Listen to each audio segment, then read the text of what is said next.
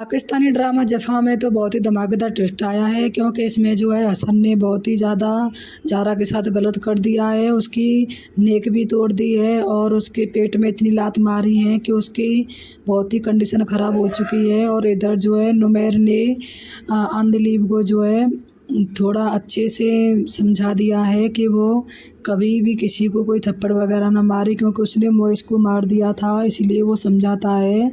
और फिर एक दिन उसकी तबीयत ख़राब भी हो जाती है अंधलीब की, और वह हॉस्पिटल ले जाता है। तो वो उसकी रिपोर्ट आती है तो उसमें पता चलता है कि अंधलीब जो है माँ बनने वाली है। फिर वो वहाँ से आ जाती है खुशखबरी। इधर जो है ज़ारा के वो हसन का फ़ोन आता है नुमैर के पास और कहता है कि जल्दी से हॉस्पिटल आ जाओ, और ज़ारा की जो है तबीयत ख़राब हो गई है बहुत ज़्यादा, वो सीढ़ियों से गिर गई है।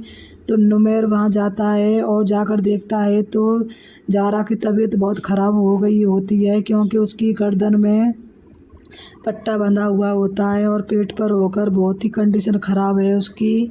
ये सब देखकर नुमैर उसको कहता है हसन को कि तुम कितने बेहुदे और बदतमीज़ इंसान हो कि तुमने एक औरत पर हाथ उठाया, और वो भी इस तरीके से कि उसकी जान मुश्किल में डाल दी है। और वो तो तुम्हें बिल्कुल भी डिज़र्व नहीं करती है, तुम उसके लायक हो ही नहीं बिल्कुल।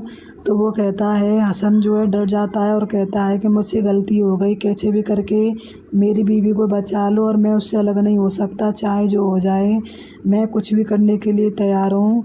तो नुमैर कहता है कि ये तो अब तुम भूल ही जाओ कि तुम्हारे साथ जो है ज़ारा कभी जाएगी भी, अब तो वो कभी नहीं जाएगी यहाँ से, और तुम बस खैर मनाओ कि उसको होश आ जाए और वो सही से बयान कर दे तुम्हारे प्रति, नहीं तो तुम जेल में चक्की पीसोगे। इतने में ही ज़ारा के मॉम डैड आ जाते हैं, और वो जैसे ही उसकी हालत देखते हैं तो उसकी अम्मी तो चीखने लग जाती है और कहती है कि मैं तो पहले से ही कहती थी कि ये हसन मेरी ज़ारा के लायक नहीं है, लेकिन तुम लोगों ने कभी नहीं मानी इसकी बात। और ये देख लो आज इसकी हालत क्या हो गई और क्या कर दिया है इसने। ये मुझे पता था ये साइको इंसान है, मेरी बेटी को कभी भी खुश नहीं रख सकता, लेकिन ये पागल लड़की मेरी थी जो इस पर इतना विश्वास करने लग गई थी।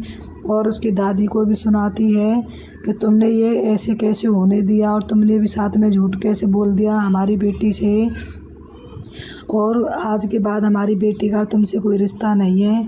फिर वो लोग जो हैं ज़ारा को ले जाते हैं, सही हो जाती है, और उसके डैड जो हैं पुलिस कंप्लेन कर देते हैं और वहाँ पर पुलिस भी आ जाती है। तो वो उसको हसन को पकड़वा देते हैं और कहते हैं कि जाओ अब तुम जेल की चक्की की हवा खाना। तो हसन कहता है कि चाहे जो कर लो, लेकिन मुझे कभी भी ज़ारा से दूर मत करना, क्योंकि मैं ज़ारा के बगैर नहीं रह सकता हूँ।